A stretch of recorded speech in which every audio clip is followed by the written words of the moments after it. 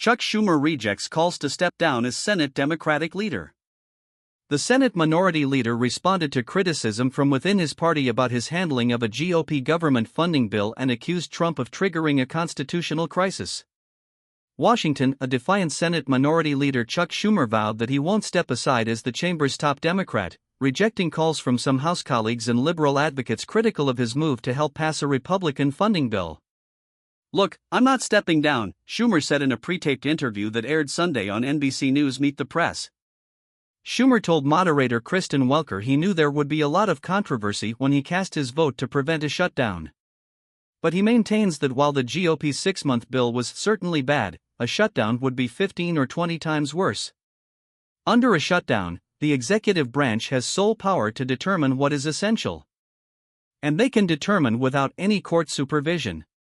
The courts have ruled it solely up to the executive what to shut down, he said, warning that the Trump administration would eviscerate the federal government.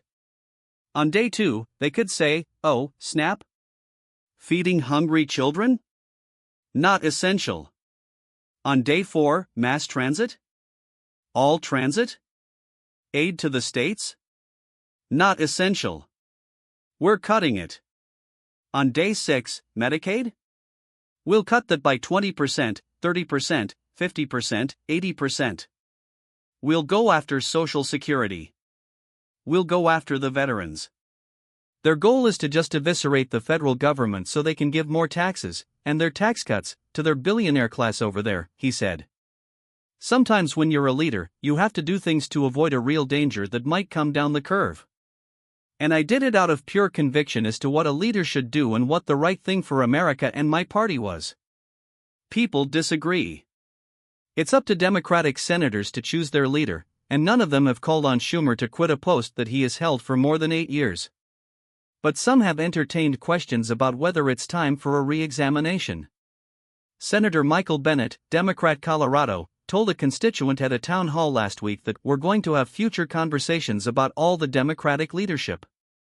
Schumer also rejected comparisons to then-President Joe Biden's refusal to step down as the 2024 nominee, in response to a question about whether he's making the same mistake. "No, absolutely not. I did this out of conviction. And, look, in my caucus, we have a disagreement as to, some people voted one way, some people voted the other. But we've all agreed to respect each other because each side saw why the other side felt so strongly about it. And our caucus is united in fighting Donald Trump every step of the way," Schumer said. He responded to a suggestion from former Speaker Nancy Pelosi, Democrat California, that the Senate Democrats who voted to break a filibuster gave their votes without getting anything. "What we got, at the end of the day, is avoiding the horror of a shutdown," Schumer said.